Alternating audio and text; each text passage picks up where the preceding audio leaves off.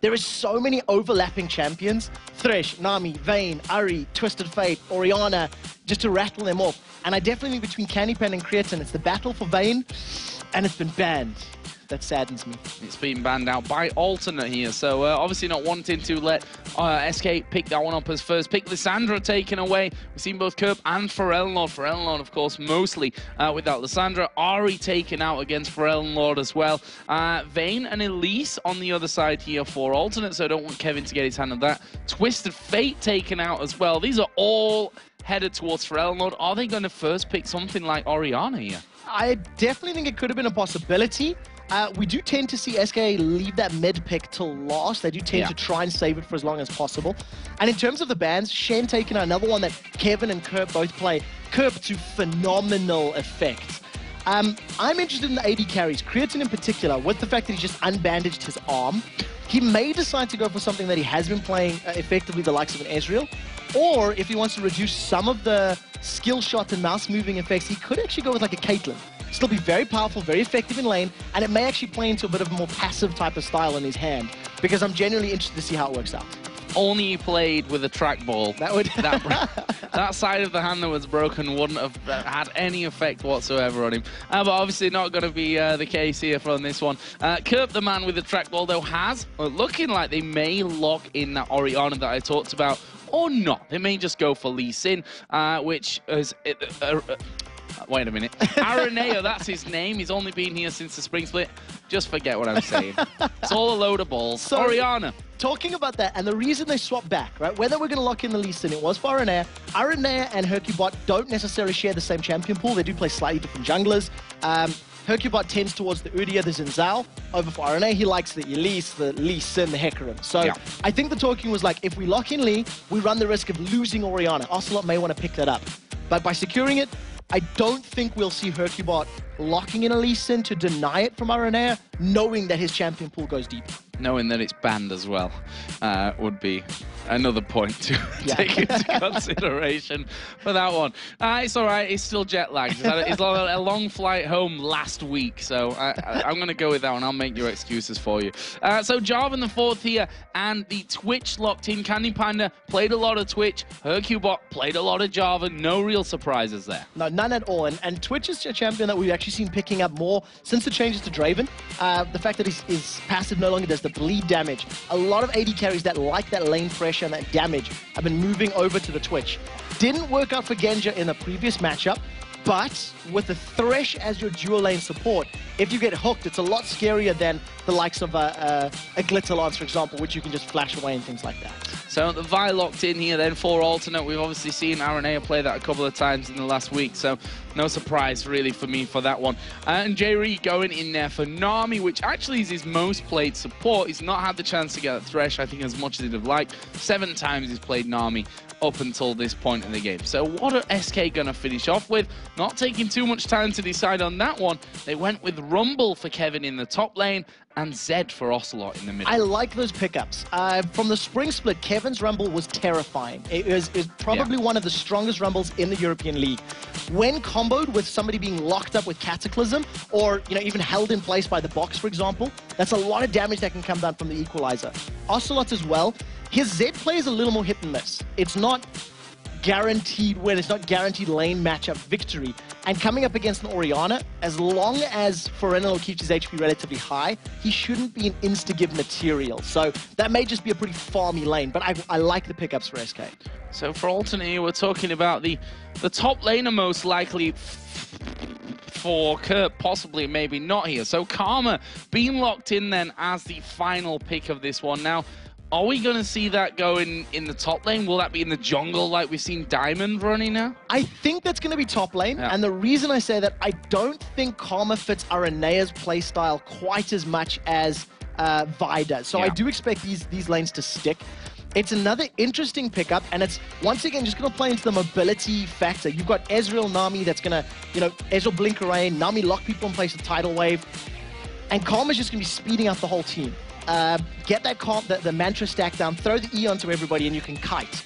But the scary thing is if they all get locked in to a Cataclysm and an Equalizer, that's a scary amount of damage that can go down. Yeah, you can only really run in circles there when you get locked down in that one. It doesn't matter how fast you're moving then, does it? So we're going to get into this game here in just a few seconds. And as we said, this one right now tied up 1-1 in the head-to-head. And we keep going back to this head-to-head thing because it is, at this stage, in such a tight league and such a tight scenario that we've got here in the summer split. So important, because at the end of the day, it could actually mean the difference between, you know, that second and third where everything's all definite for you to the playoffs or not, or even at the bottom side of things. We just don't know right now. There's one of the things that works in favor here of SK's lineup.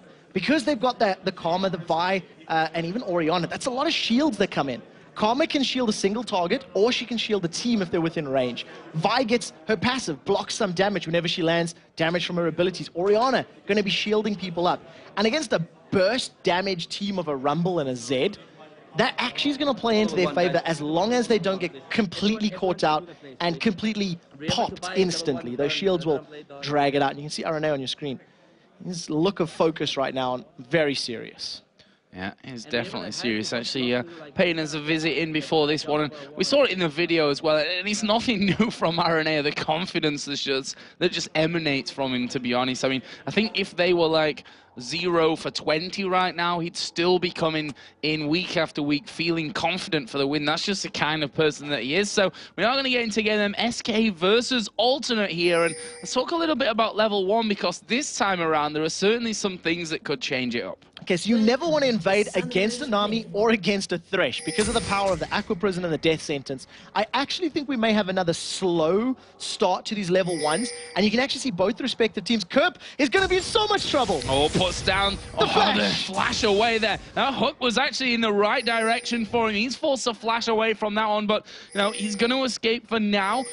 SK have that positional advantage over by the Tribush at this point. The question is, though, are they going to stick around for this one? Alternate are coming up to the top side. Alternate have got a bigger numbers advantage as well. Ocelot's nowhere near if a fight were to break out. So if SK stick around, they could be in a little bit of trouble. The question is whether an Alternate can get a numbers. Can they get a read on SK? At the moment, SK realize they're at a disadvantage and they back up.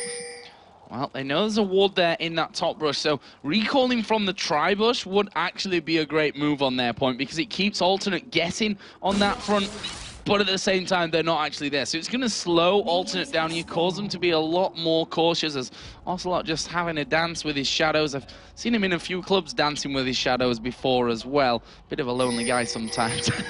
Obviously, right, I'm kidding there. Right. If only that were true for all of us. Alternate stood right on top of a ward. So SK fully aware of Alternate's position. They can even see this ward now where Alternate moving into. So SK have got a massive information advantage. Keep in mind, Kerp with Flash Teleport, he blew his Flash earlier, and that paints a big target on his back for Hercubot to go and gank the top lane as quickly as possible.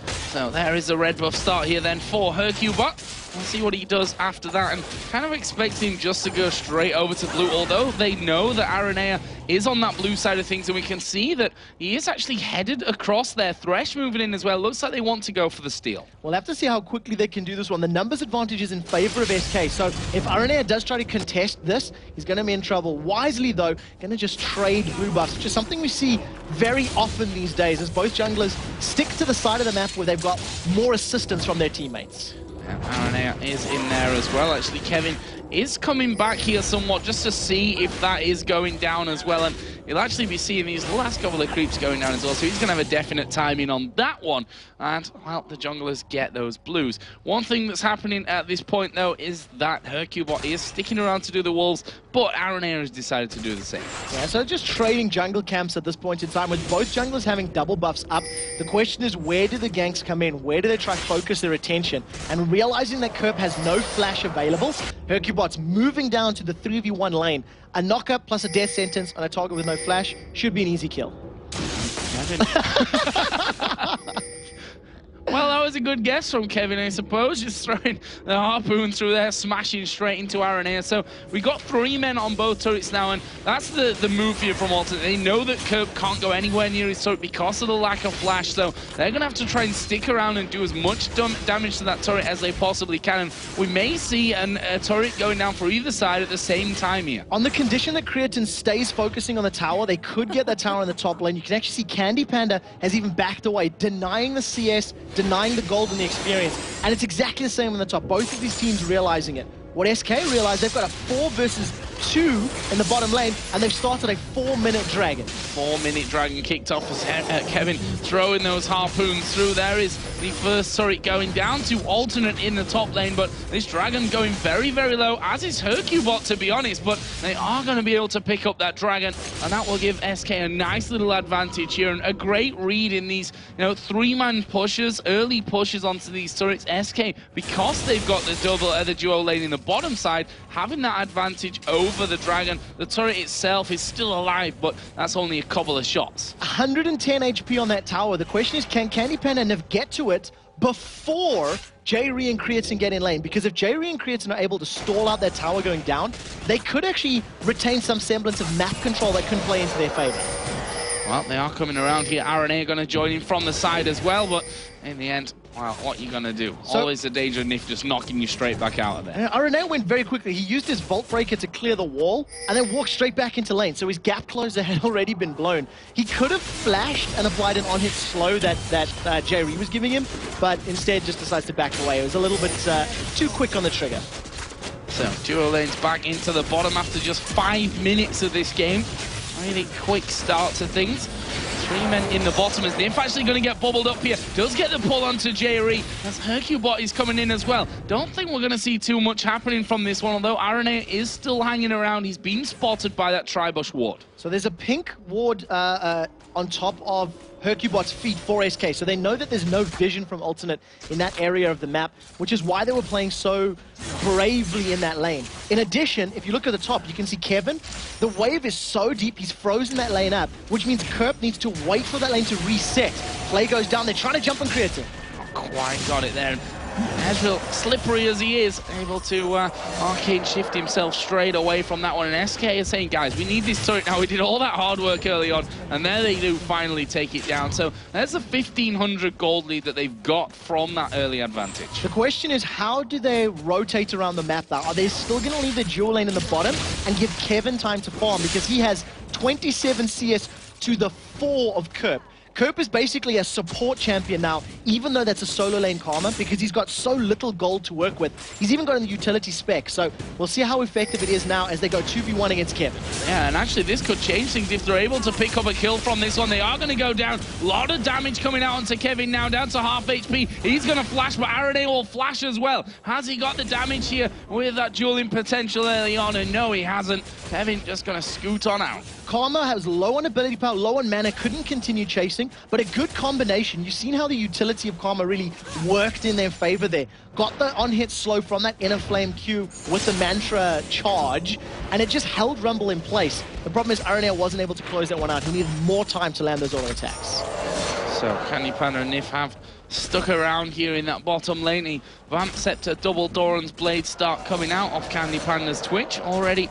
Creatine working his way up towards that Blade of the Ruined King here with his Ezreal. And still, let's not forget that Creatine literally seconds before we started this game took off a cast. I can tell you that I once played badminton after I broke my arm in the day I had my cast off, and then I broke it again. So hopefully Creatine doesn't do the same here today. I do believe badminton does require some semblance more physical interaction. Well, it was my wrist as well, so not quite just my finger. Well, we'll see how well he's doing. He's got a CS lead, and for the time being, there hasn't been too much aggression between the two duo lanes, but we do see them matching up. And with a Nami, if you get a good Mystic shot plus that Tidecaller's Blessing, on-hit slow, it's a lot of on-hit damage, and the slow is very, very powerful at this early stage in the game. Oh, Hercubot just going to walk straight into Forellenlord here. You see the damage already coming down. He's actually missed the push over there to the flag and was forced to flash in the end. And that means any chance of this blue steal should probably be out of there. Nif was hanging off to the side to see if he can get the final hits off there, but not going to be able to compete with the damage that Forellenlord can put out. Hercubot got caught a little bit because he didn't anticipate where the rest of the members of Ultimate were. He tried to push in on the buff without seeing everybody in the lane. It ended up costing him his flash. If you see that now, Kevin is just bullying Kerp. He's got a 2-level advantage and double the CS. Doing really, really well with that one. And that's the thing we always said in the spring split.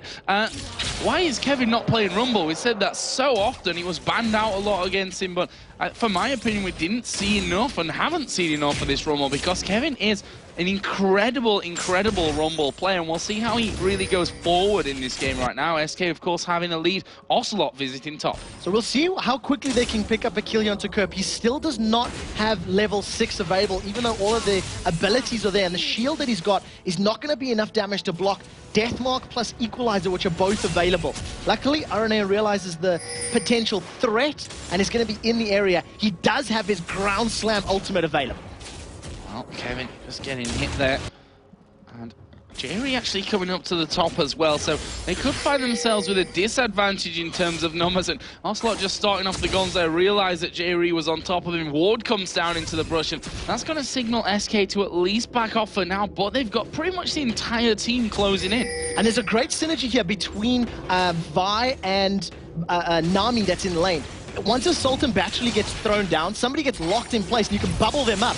Double flash, double knocker! Double knock-up, and there's a Cataclysm. Actually, the Flay will knock Jerry back as well, and Kerp here in a lot of trouble. He's burning. Kevin actually gets it in the end with the Harpoon to finish off, and despite Alternate having complete vision of the SK team there, thanks to those wards, they still got caught out. Both players flashing away from the death sentence, but it was so well reacted to by SK. Nif just man modes that one up. If the death sentence and hooked, it would have only been 1 kill. But because there was a double flash instantaneously as that death sentence went down, the rest of SK just dove all in, landed the abilities that they needed to, and picked up the first 2 kills of the game. In conjunction with the Dragon and the Tower, they're in a very good position as the Dragon has respawned if they want to challenge for it. And the kills went to really great champions as well in there. There were obviously 1 for Kevin, 1 for Ocelot. And Ocelot, you know, he'd started to build up a lead on Forellenlord in terms of CS. That's obviously fallen back because he'd spent so much time in that top lane, but the kill really counteracting that one as Alternate here,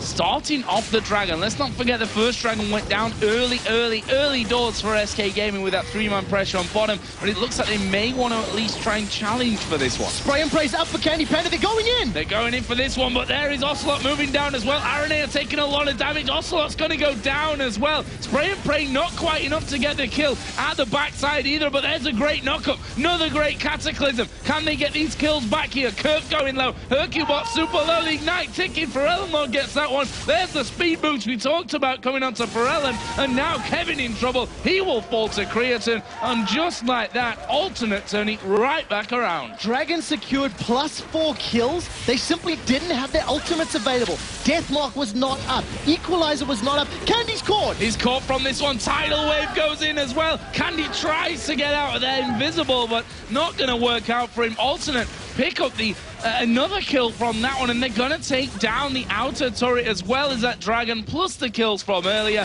That gives them the gold lead and a 3-man kill lead. A complete swing and change of events. SK Gaming did not have the abilities required to challenge for that fight. And even though Candy Panda lined up at least 3 of them with that Spray and Pray, he doesn't have the damage for it to really affect or kill anybody instantly. So Alternate now in a very, very good position. A Tower, a Dragon, all those kills, and on the right people as well. Aranea, as well as Forellenlord and Creator. Fantastic play there out of Alternate. And as you said, those kills landed in the perfect places after 12.5 minutes from this one.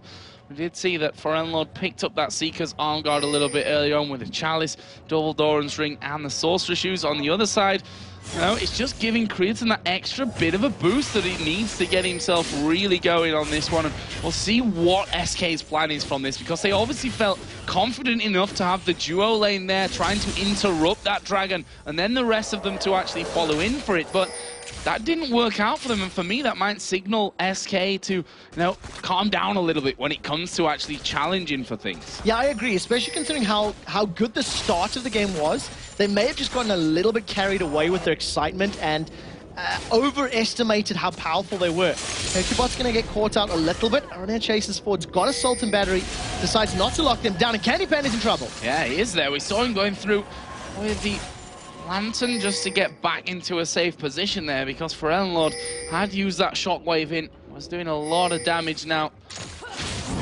That without really any big damage items for him as well. So there's one thing I want to point out right now. With all the kills and gold that Creaton's picked up, somebody maybe needs to tell him that we are playing on patch 3.9, and the Spirit of the Elder Lizard has taken significant hits to its damage and overall damage over time, things like that.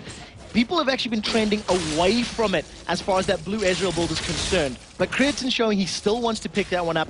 If he does go into a Blade of the Ruined King, then a Last Whisper, this is the same build he was building before he broke his finger. And before things were changed around, which Correct. is maybe even the more key point. But I'm not to argue with a man who's got the second most kills in the league after being out of things for 3 weeks as well. It's incredible. If he picks up 20 kills in this game, he'll overtake Xpeki. Just saying. Right now, you can see Hercubot and Kevin. Cataclysm and Equalizer available. Kerp has his flash, though, so if he gets out quickly enough, he may be able to survive. Well, they're still waiting for this one. Bit of a death squad set up in the brush here for SK Gaming there. Being pinged onto though, so Alternate have an idea that they're around there. RNA is like, well, I'm going to get this red buff first and try and get that for us before we even get challenged from this. Hercubot is just doing those golems on the top side. RNA smites away and will be able to pick off his red. So they'll be able to react to any play that SK can put there. In the end, though, they decide not to. SK are going to be looking to do these little skirmish battles because of all of the amounts of AoE that Alternate have on the side of the table. Vi's AoE damage, Karma's AoE damage, Orianna's heavy AoE damage, and even Ezreal with his ultimate is going to be dealing a lot of AoE. So if they group up when they're behind, it's a very difficult team fight for them to win if they don't insta-give their enemies. So let's have a look down the CS at this point. Creaton 132 to 118 up. Ocelot has started to fall even further behind in that one. As he said, he was ahead until that roam, which gave him the 2 kills in the top lane came in. But Lord has kept that trend up here. He's continued to make sure that he stays ahead on that front. There's still a 20 CS difference though between difference. I'll get it out at some point between Kevin and Kerp in that top lane. What we have seen from Alternate is less map movement than SK. They've been swapping lanes, trying to invade the jungles, trying to put themselves in positions where they can set up kills, and Alternate are pretty happy to just sit and get towards that lane game position. It's actually what they said in the matchup.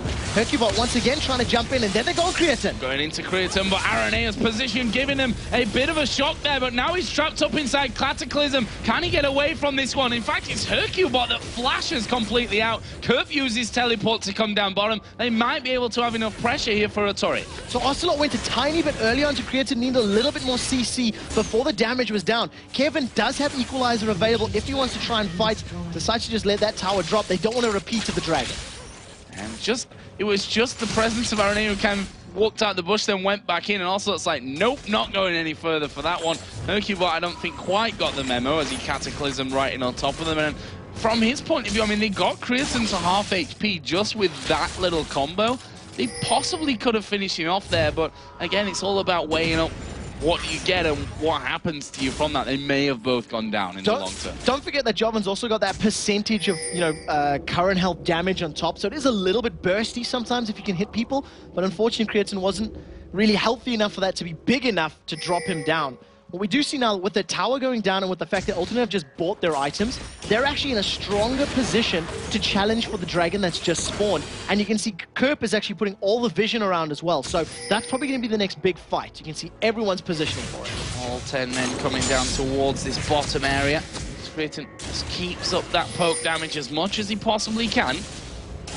Alternate decide, you know, let's force out this Shockwave. mid lane. Kevin gonna get shockwaved in this one. Push going through. Alternate not quite got the damage, but here comes True Shot Barrage, and it lands onto him. Rumble goes down as RNA now chasing in on towards Nip. Flays him back, but Alternate have won the Dragon position. That is very important. You never want to fight Dragon against an equalizer. It is one of the most powerful, disruptive abilities in the game in that narrow corridor. So Forellenlord, realizing that, instantly drops the Shockwave down into Rumble, and Kevin wasn't expecting it. Who's going to use Shockwave for a single target? So Kevin gets caught out, gets dropped, and another Dragon goes the way of Ultimate. Yeah, and Kritzen actually stepped back to use True Shot Barrage there as well, so it would come now from out of the fog of war almost and not see, he wouldn't see him casting now and wasn't quite able to dodge it, which now it's not the hardest, but also probably say not the easiest one to be dodging as well with the width of it, but still it's a kill for Kritzen, who's now up to 3-0-3, continuing as he left off before he broke that hand. Here's Aranea, he's charging himself up, gonna go in on towards Hercubot, who actually goes over towards Forellenlord. Cataclysm comes down. There's the Zhonya's being used. Hercubot locked up. The kill comes down for Aranea. It might not be done just yet. Equalizer is down. Forellenlord gets himself another one as Candy Panda has to use his barrier, but look how low Alternate are. Ocelot chasing. Can he get the finisher? Candy Panda going low at the back, but there's the shutdown. Kerp going to be in trouble. Double kill for Ocelot as Kerp speeds himself up out of there. Aranea is actually trying to go back here on the turret as Kevin comes in, so SK managing to turn that one around a little bit. They trade 2 for 2 in the jungle, but after losing everything leading up to that, it's still an advantageous position for Alternate. That all started because Aranea was stealing the red buff away, which he did steal and did get away with his life. So overall, not bad for SK to get some gold back, and they're going to need to do more of that if they want to close this 3,000 to 4,000 gold gap. Almost at the 20-minute mark of this one, and we heard from Alternate that their opinions of SK are somewhat that when it gets towards that later game, they very much struggle to finish things off. And I think it'd be fair to say that's been our experience as well a lot of the times throughout this summer split. And I even played them a little bit in the spring split as well. So we'll see how that one comes in. Obviously, they're behind by a little bit on this one. So Alternate, they're not usually a team that seem to have problems closing out games, and especially when you've got your AD carry up at 3-0-3, even your jungle at 2-0-3, and Orianna already got that Zhonya's Hourglass in there as well. It's a very important item to have because it immediately means that Ocelot can no longer target Forellenlord. He's just immediately going to drop that Zhonya's Hourglass, avoid all the damage from the death mark, and not really be in instantly killable position. Kerp that we just caught a glance of, he's actually pulled himself back into this game. He's still a long ways away as far as items are concerned, but he's maintained that 20 or 30 CS difference, and he's being impactful in the fight. In the jungle, he was able to slow down Candy Pan and prevent him landing auto attacks, as they've caught Kevin. Oh, Kevin actually going in for that one. Equalizer puts down Kritzen, gonna get shielded up here, and needs to get off the Equalizer, to be honest. So with the burning damage coming in, he loses half of his health, but he picks up another kill for the pleasure. Up now to 4-0-3. Bad news, if that keeps happening here, Kritzen's only gonna be doing more. That is a lot of damage that went down onto him, and he had command protect on his shoulders, and he was life-stealing through that ult. So if you add a little bit of CC, a single knockup, or even a slow from the box, oh, they've jumped on Forellenlord. He's going to use the Zhonya's in this scenario. Nif going to knock him back. The Shockwave was pretty much out in the middle of nowhere there. We saw that the flash was used by Candy Panda to get away from it as well, just to make sure he didn't get caught in that. Also actually stood on top of a ward there as well, so they know he's around. We can see that Kerp going towards that Zhonya as well, so that only gives Ocelot 3 out of 5 choices to really make as things go on. And it's going to be even more difficult to kill the likes of an Ezreal, who's just going to arcane shift away from your Ghost. So Ocelot needs to keep his trigger finger under control, wait for the arcane shift, and then use the shadow behind the target that you've marked. And we'll see how well he can make that one work for him, because that Zhonya's Hourglass for Kerp will be finished very shortly, and he's picked up in CS. He's 5 away from Kevin. So great play from him considering how slow and how difficult his early game was. Aranea as well doing a fantastic job right now of being involved. 2-0-4. 4 out of the 9 kills. And he's assisting, obviously picking up a couple of his health. He's done a really good job of being around the map and crucially, of course, in the right place at the right time. Yeah, and talking about right place and right time, Dragon's going to be up in about a minute to a minute and a half. And Alternate will have the time on that, and they'll probably start setting up some wards and trying to control the split push of Ocelot. You can see Creatine is clearing out the wave, with the exception of Kerp, who has his teleport. The rest of Alternate are trending towards this bottom half of the map, so I expect them to start warding and positioning for a fight. That is the Oracle coming out from Jerry. Again, just to let you know, if you didn't realize already, we are on patch 3.9 here, so the Oracle changes, obviously the 4 minutes instead of 5 minute duration, the slightly lower view range that it has, but the persistence through death is in the game at this point. Yeah, we'll have to see how well J-Re can control the vision. There's still another ward for SK Gaming in that river bush. Alternate stacked up, 4 members in the mid lane.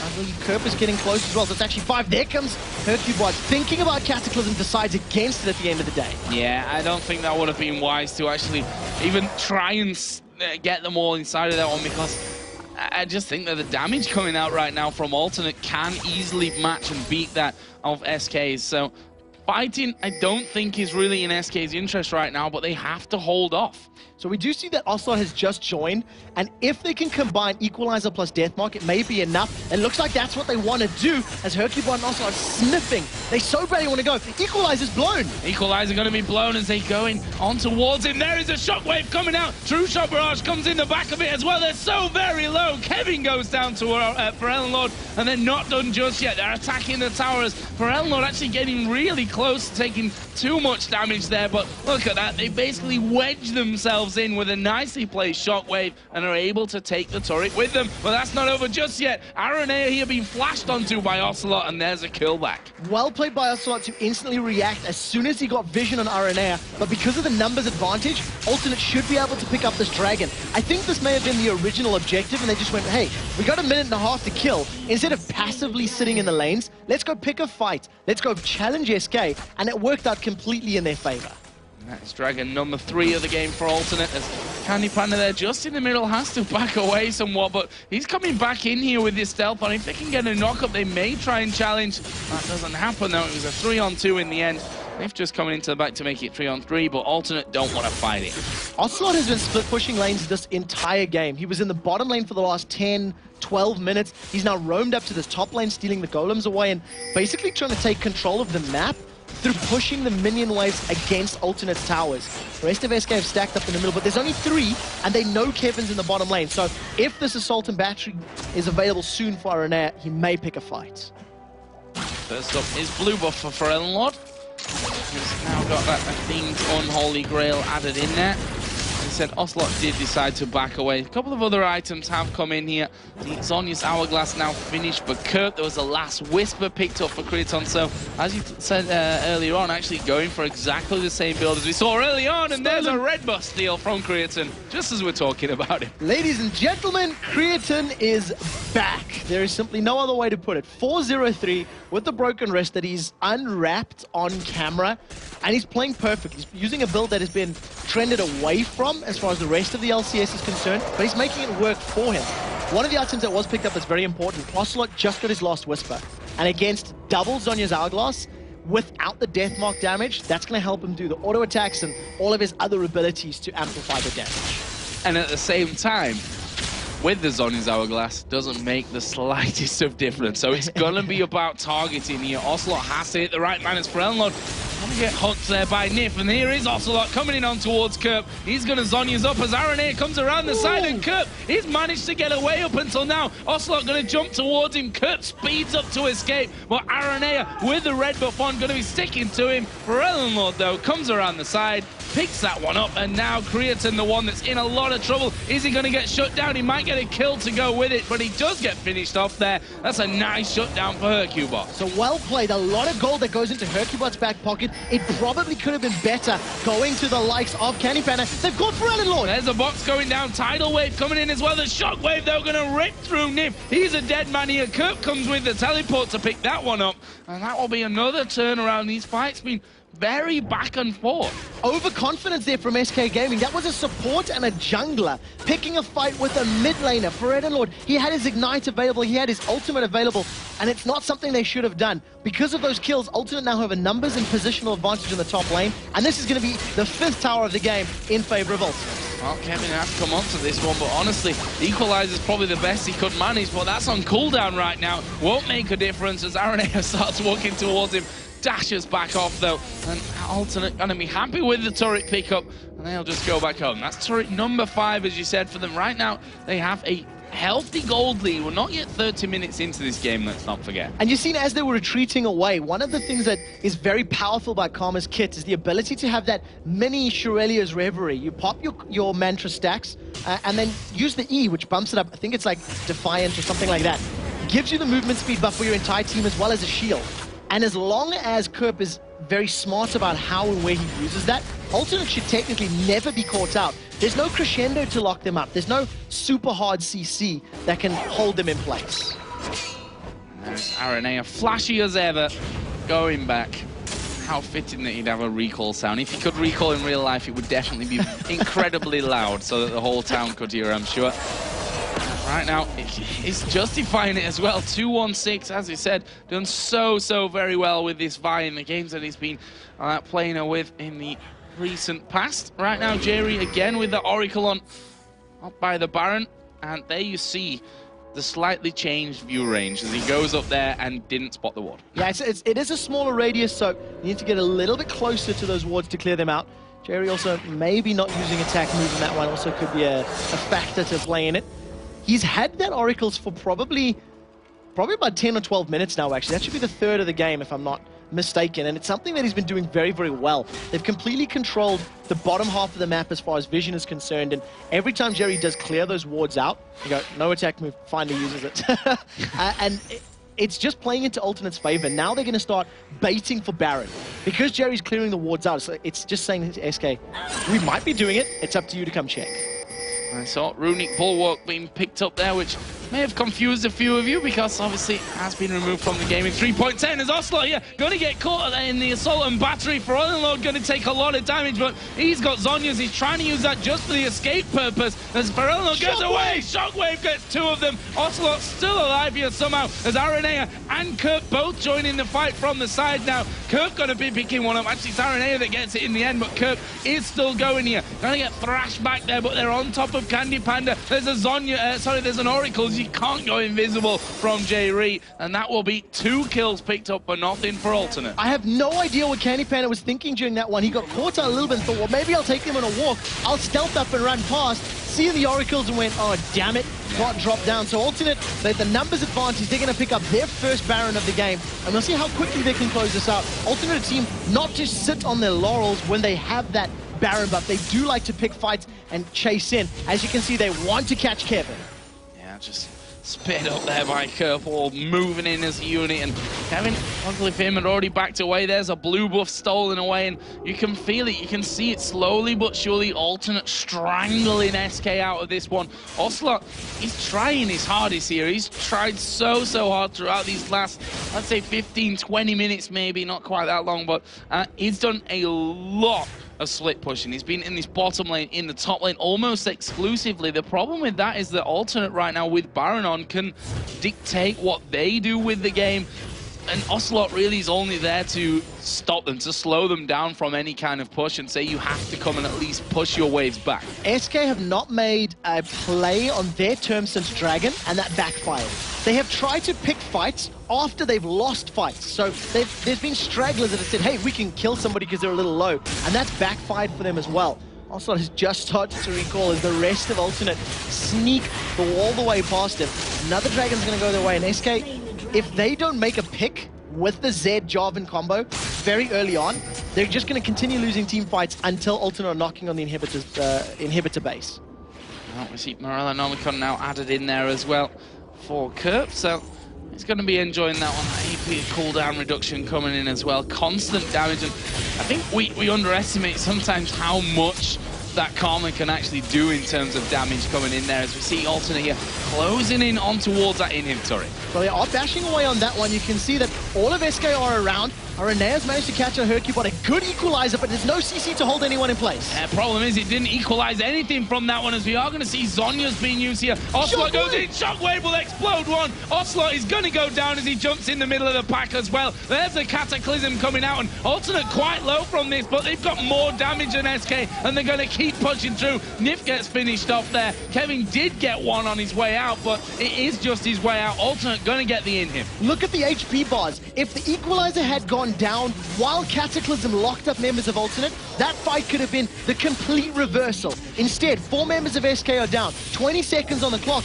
and Alternate have enough damage to finish this one out. Well, they're going to try for it. At least they've not got many minions in there with them. Kevin, of course, is still alive as he tries to poke back there with the Flame Spitter, but they're going to lose the first Nexus turret. Can Kevin hold on to the second one? Aranea finished off by the Nexus turret there, and he's doing a great job here, Kevin, of actually holding this one out, and he may have saved the game here for SK, at least for now. Kevin doing to Alternate what he couldn't do to Fnatic all those months ago. Defending, equalizes down, he's going to carry on chasing his curve, flashes to safety. That was a bit harsh. Felt a bit traumatic. He's playing though, so he can't hear you. I suppose that's one. And he's not playing Olaf today, so his Rumble coming out stronger for him on that front. So, 18-8 in the kills. There's an interesting stat for you as well. Jerry, the #1 in assists in the EU LCS at 207 assists throughout things. He got 16 this game to add into the total. Very, very high number, and Jerry's just been super influential in every single game, regardless of who his AD carry has been. He's played with Creatine and White Knight throughout the split, and his performances have always been phenomenal. He doesn't seem to be caught out. He doesn't seem to pick poor engagements, and it's just a great positional play from him in all of his games. Kevin here. Now got a little less pressure on him in this top lane.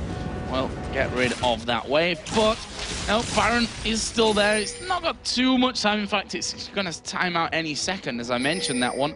So that one's going to be coming back into play in just a little while, and we'll see if Alternate actually decide to wait for that one to actually come in. You can see that Arenea's build here, complete support in terms of the jungle, got that Locket of the Iron Solari in there with the Runic Bulwark as well. The one thing that I really like about the itemization here, going back to Jerry, is he's actually picked up that Mikhail's Crucible. So if anybody does take damage, you've got the heal on there, you can heal up any of the CC that comes down, you know, slows and things like that, and just allows Creatine or Forellenlord just some extra time in these team fights. Forellenlord's got his GA, so even if he dies, he'll come back to life. Kevin and Candy Panda cannot defend against 5. Now, and there we see the poke coming out of Creatine. Got the Iceborne Gauntlets in there once again as the box goes down. They're going to go in. Creatine going to be the focus. The equalizer good this time, and Creatine has gone down from it. There's a kill back though. Ocelot still chasing on towards Forellenlord, who's going to go low, but is going to in the end stay alive from this one. Obviously, he does have that GA on now as well as the Zhonya's Hourglass. Now they start to turn it around. Kevin, the first target, gets pulled away, but that won't be enough for him.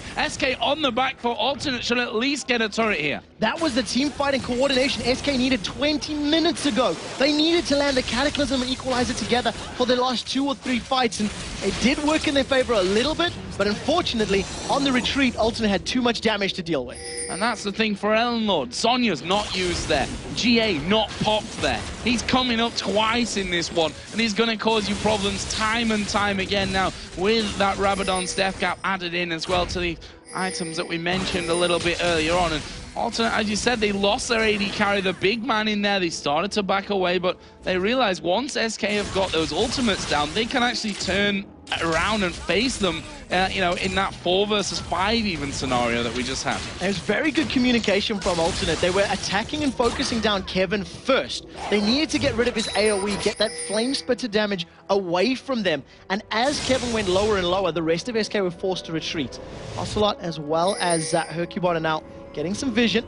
He may be able to jump on Forellenlord. Not going to get his shadow up in time. Oh, the knock-up! He gets in there, actually, but Forellenlord, as we said, GA plus the Zhonya's as he uses a shockwave onto them there. Doesn't want to be using that Zhonya's just yet. And look at this, they're going to try and turn it around. Ocelot puts the death mark down. Forellenlord just Zhonya straight through that one. And here's Kirk going charging forward. Let's see if he can lock down Ocelot. There is the stun, but Hercubot comes back in. There's the equalizer. Now Creatine headed in from the side, but he needs to be careful. There we see the Cataclysm Cataclysm coming down. Creatine going very low, but it's still somehow alive in that one. Still doing damage. RNA are in there as well. And this has turned out to be a massively long fight. RNA gets command protect on him, dashes away, but Nif's there at the front with a flay as well. He's not escaping that one. Candy Panda gets the kill. SK Gaming should be able to pick up Baron here if they manage to stay alive. There's a lot of pressure on Curve to zone them out and try to keep them out of this pit. The question is, are they going to be brave enough to do it?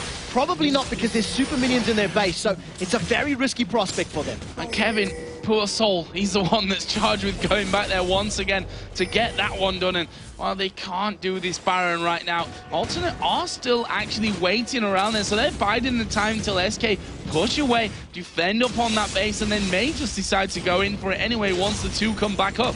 Alternate completely realized the threat of Baron, which is why the three of them stuck around for so long. Inhibitors just respawned for SK, so if that fight had happened like 30 seconds later, like now, they would have been able to challenge and would have had super minions on their inhibitor. You can see pings on Baron. And it all started from Ferellenor being a little bit caught out. He actually Zhonya's before the Deathmark damage hit, came out of it and still took the damage. But because he got so much armor, it wasn't all that effective. Well, we can see that a second Locket of the Iron Solari has been bought here for Alternate now. It's obviously on the support J-Ree along with his Mikhail's Crucible. Other things that just were bought, a Void Staff coming down for Ferellenor. I don't think he's got enough damage right now. That Orianna, 598 ability power, has hit the 6 items mark, so we'll only really be looking to pick up those consumable elixirs with the rest of the gold, and we'll see how effective his shockwaves can be. If anybody can change a game with a shockwave, it's going to be Ferellenor that can do it. Yeah, and I'm going to avoid calling them what they were called by everyone in the world earlier on when, of course, Alternate picked up the spot here in the summer LCS, but, well, he is pretty much a master with Orianna. We know that one, but we also know that a missed shockwave can end up costing teams games, so we'll have to see how that one goes. Well, it's not a meh wave anymore. Even if it hits the ground, it still sends terrible shockwaves throughout the rest of the team and at least forces them out of position. But RNA there getting a little bit forward, trying to move on and cause SK to get out of position to pick one off there. And just one man would probably mean the complete house of cards fall into the ground here from SK's point of view. So they need to be real careful about who goes in and at what time. Pay very careful attention to the Cataclysm and Equalizer. They need to be perfect here for SK Gaming. If they are not, then it means Alternate will just continually pick up teamfight wins like they have already been doing. There's been a little pokes into this inhibitor, but Creatine hasn't actually been brave enough to right-click on the objective. He's just trying to zone control with those missile shots. And doing a fantastic job of it as well. Now that inhibitor completely open for the taking. SK trying to poke in with as much damage as they can offer up, but honestly, never going to be able to stop that airstream getting in there and really finishing that one off as Nifia going to take another blast coming out of Kerp's Karma, and now they want to push that bottom wave out. I think that was a smart call from SK. They realized that unless they actually trapped everybody from Alternate in place, along with the shield from Karma, the shield from the Lockets, it was going to be a difficult fight to win.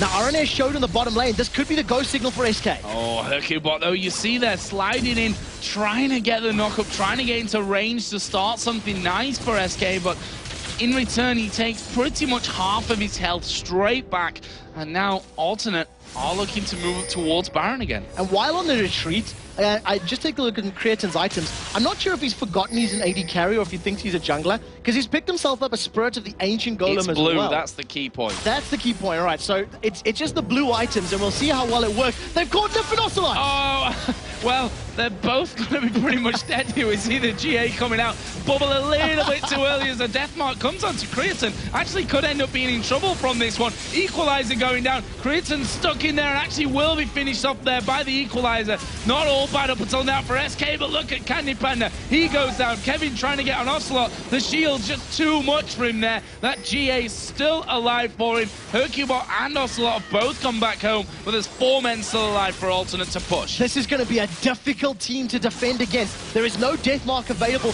and while Zed's going to have some wave clear, there's no towers to defend. So Alternate are just going to be bashing away. Can Ocelot and Hercubot do this? It's a tough ask. I don't think they can. I don't think so either. It's going down very, very quick. The RNA is going to flash for the style points, and Alternate going to pick up the win here against SK Gaming. It means probably more to anyone whatever. Aranea, former SK team member. It means more to him than probably anyone. There we go. I finally got it out after that. And that leaves, of course, Alton out 2-1 up against SK in the head-to-head series. And as if SK do start to string some wins together and climb themselves back up this ladder, if they end up tied with anybody up top, it's going to be those head-to-heads that count, those head-to-heads that matter. And these two teams will only play each other one last time in Super Week in 2 weeks' time. Aranea and Ocelot, a tense moment, to say the least. Well, I think we can say that, you know, the best of friends, when they play each other on opposite teams, it can end up like that either way. So, now a very high, tense game. There's no doubt about that one. It started off, honestly, really nicely for SK, managing to pick up those couple of kills at the start, as Creaton now going to bandage himself back up and hope that he's all good for the next game. I'm sure this can't be recommended by doctors. This seems, we'll have to see, but well played, Creaton.